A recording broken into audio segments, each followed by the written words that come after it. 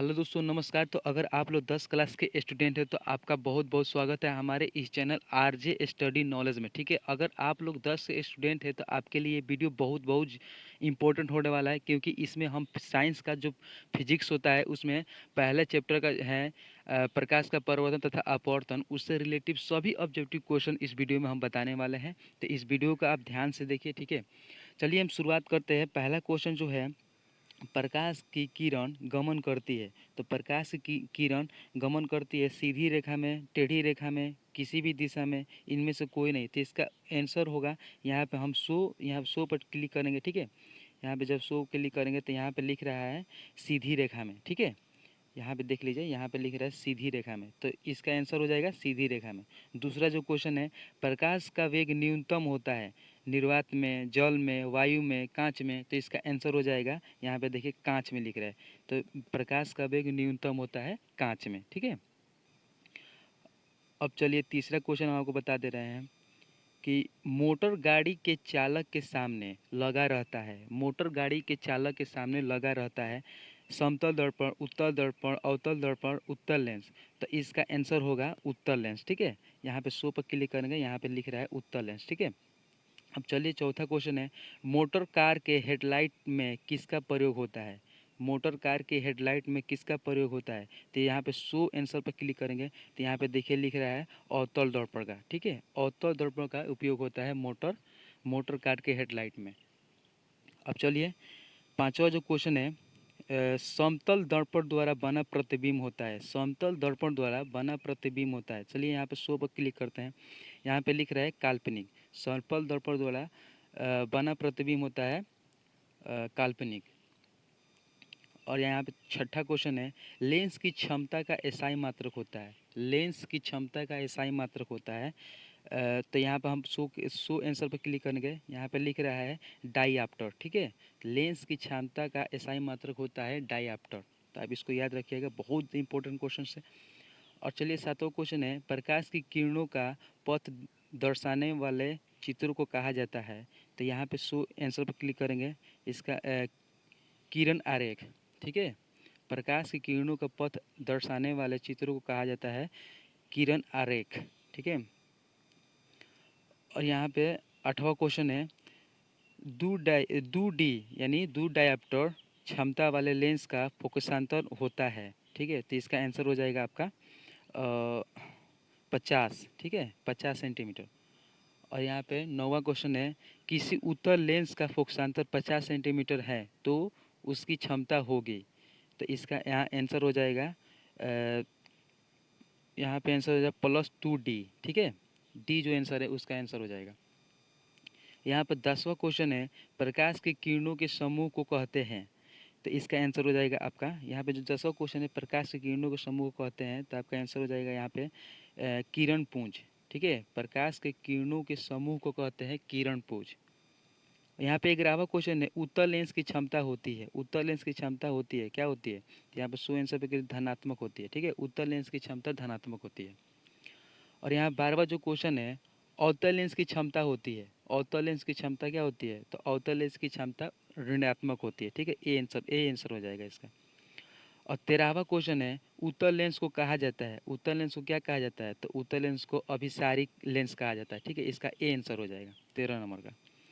और जो 14 number question है, अवतल लेंस को कहा जाता है, अवतल लेंस को क्या कहा जाता है। तो अपसारी लेंस कहा जाता है। ठीक है, अवतल लेंस को अपसारी लेंस कहा जाता है। तो इसका सी आंसर हो जाएगा 14वां का।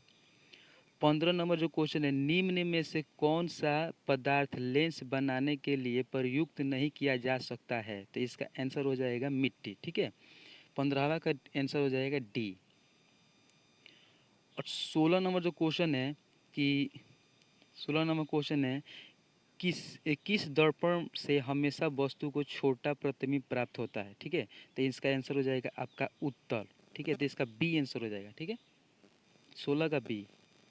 17 नंबर जो क्वेश्चन है, किस दर्पण से वस्तु का किस दर्पण से वस्तु का बड़ा प्रतिबिंब बनता है। तो इसका आंसर हो जाएगा अवतल। ठीक है, बी आंसर हो जाएगा। और 18 नंबर जो क्वेश्चन है, प्रकाश के परावर्तन के कितने नियम होते हैं। तो इसका आंसर हो जाएगा आपका बी यानी 2 नियम होते हैं। ठीक है, 18 नंबर का 2 हो जाएगा। और जो 19 नंबर क्वेश्चन है इसका क्वेश्चन है कि जब प्रकाश की किरण हवा से कांच में प्रवेश करती है तो मुड़ जाती है। तो कैसे मुड़ती है? अभिलंब के निकट में। ठीक है, तो इसका आंसर हो जाएगा बी। और चलिए, और क्वेश्चन है कि 20 नंबर जो क्वेश्चन है, फोटोग्राफी कैमरा का अभिदृश्यक होता है, तो इसका आंसर हो जाएगा आपका ए यानी उत्तल लेंस। 11 नंबर क्वेश्चन है साइड मिरर के रूप में प्रयुक्त होता है, तो इसका आंसर हो जाएगा बी यानी उत्तल लेंस। 21 का जो क्वेश्चन है। 22 नंबर क्वेश्चन है एक अवतल दर्पण की फोकस दूरी 10 सेंटीमीटर है तो उसकी वक्रता त्रिज्या होगी, तो इसका आंसर हो जाएगा आपका बी यानी 20 सेंटीमीटर हो जाएगा। ठीक है, डबल हो जाएगा। 23 नंबर क्वेश्चन है निर्गत किरण एवं अभिलंब के बीच के कोण को कहते हैं, तो इसका आंसर हो जाएगा आपका सी यानी निर्गत कोण कहते हैं। ठीक है, 23 नंबर जो क्वेश्चन है निर्गत किरण एवं अभिलंब के बीच के कोण को कहते हैं, तो इसका आंसर हो जाएगा सी यानी निर्गत कोण कहते हैं। 24 नंबर जो क्वेश्चन है सरल सूक्ष्मदर्शी में किसका प्रयोग होता है, तो इसका आंसर आपका हो जाएगा डी यानी उत्तल लेंस का। ठीक है, 24 नंबर जो क्वेश्चन है उसका आंसर हो जाएगा डी। 25 नंबर जो क्वेश्चन है किस लेंस के द्वारा सिर्फ काल्पनिक प्रतिबिंब बनता है, तो इसका आंसर हो जाएगा आपका बी यानी अवतल लेंस के द्वारा। ठीक है, 25 नंबर का जो क्वेश्चन है उसका आंसर हो जाएगा बी। 26 नंबर क्वेश्चन है परावर्तन के नियम के निर्धारित होता है, तो इसका आंसर हो जाएगा आपका बी यानी परावर्तन कोण बराबर अपवर्तन कोण। ठीक है, 27 नंबर जो क्वेश्चन है काल्पनिक प्रतिबिंब होता है, तो इसका आंसर हो जाएगा आपका ए यानी सीधा होता है। ठीक है, 27 नंबर का आंसर हो जाएगा ए। 28 नंबर क्वेश्चन है लेंस में मुख्य फोकस की संख्या कितनी होती है। ठीक है, तो इसका आंसर हो जाएगा ए यानी 2 होती है। ठीक है, 28 नंबर का आंसर हो जाएगा 2, ए मतलब 2। 29 नंबर जो क्वेश्चन है सर्च लाइट का परावर्तन सतह होता है, तो इसका आंसर हो जाएगा आपका बी यानी अवतल। ठीक है, 29 नंबर का क्वेश्चन का आंसर हो जाएगा बी। 30 नंबर जो क्वेश्चन है दाढ़ी बनाने में कौन सा दर्पण प्रयुक्त होता है, ठीक है, तो इसका आंसर हो जाएगा आपका सी यानी अवतल दर्पण का। 31 नंबर क्वेश्चन है एक उत्तल लेंस की क्षमता एक डायऑप्टर है तो उस लेंस की फोकस दूरी है, तो इसका आंसर हो जाएगा आपका सी यानी प्लस 100 सेंटीमीटर। 32 नंबर क्वेश्चन है किसी गोलीय दर्पण तथा किसी पतले गोलीय लेंस दोनों की फोकस दूरियाँ -15 सेंटीमीटर है, दर्पण तथा लेंस की संभवतः है, तो इसका आंसर हो जाएगा आपका ए यानी दोनों उत्तल। अब चलिए 33 नंबर जो क्वेश्चन है प्रकाश के अपवर्तन के नियम है, तो इसका आंसर हो जाएगा आपका बी यानी 2।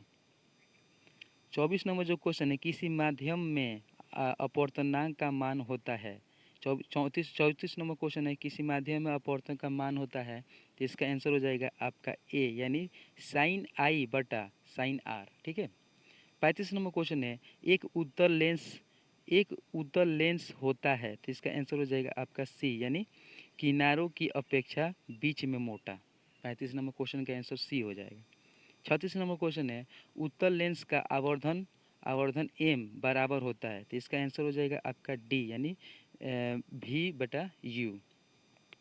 37 नंबर क्वेश्चन है कि गोलीय दर्पण में फोकसांतर एवं वक्रता त्रिज्या के बीच संबंध है, तो इसका आंसर हो जाएगा आपका ए यानी आई आर बराबर 2f।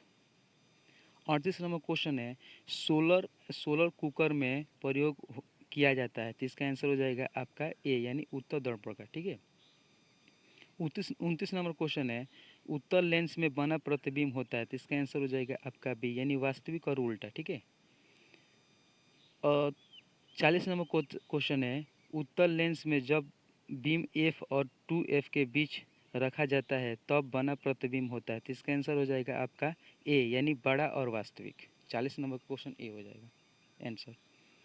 31 नंबर क्वेश्चन है दो वक्रीय पृष्ठों से घिरे ठोस माध्यम को कहते हैं, तो इसका आंसर हो जाएगा आपका सी यानी गोलीय लेंस कहते हैं। 41 का सी हो जाएगा। 42 नंबर क्वेश्चन है वो गोलीय दर्पण जो बाहर की तरफ वक्रीय हो कहलाता है, उसका आंसर हो जाएगा आपका सी यानी उत्तल दर्पण कहलाता है।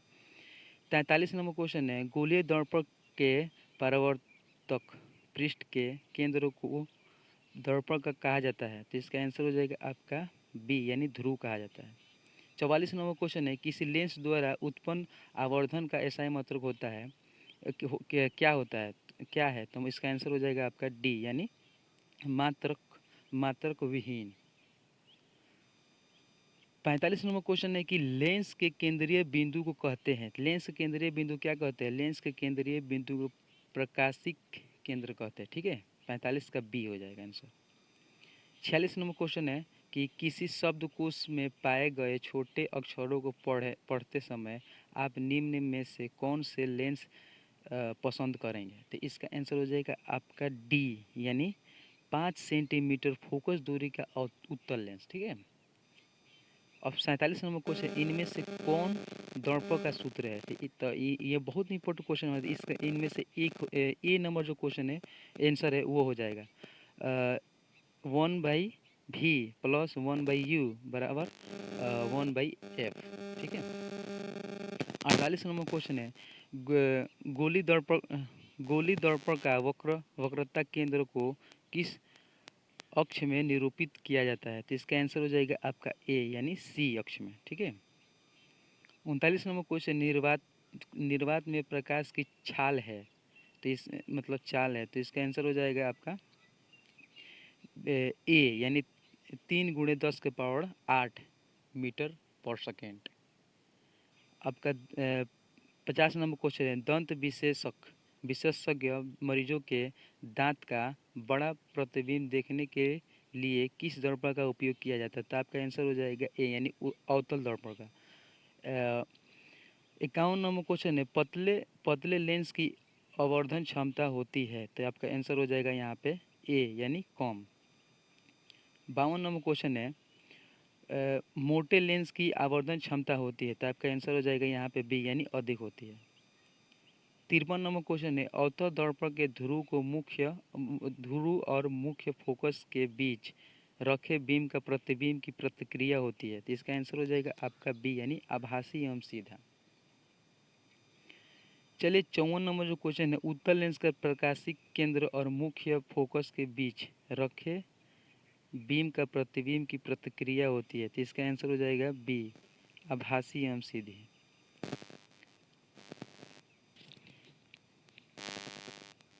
चलिए आज के लिए इतना ही। अगर आपको अगले चैप्टर का जो ऑब्जेक्टिव क्वेश्चन है वो देखना है और आपको हमारा वीडियो पसंद आया तो प्लीज़ आप हमारे चैनल को सब्सक्राइब कीजिएगा। यकीन मानिए हम अगर ऐसे ही वीडियो डालते रहेंगे तो आप मतलब है कि अपना एग्ज़ाम का जो तैयारी अच्छे से कर पाएंगे और ऑब्जेक्टिव क्वेश्चन पक्का आप सभी क्वेश्चन का जवाब सही सही दे कर आएंगे। ठीक है, तो आपको हमारे चैनल को सब्सक्राइब करना है और वीडियो अच्छी लगी हो तो इसको लाइक करना है। ठीक है।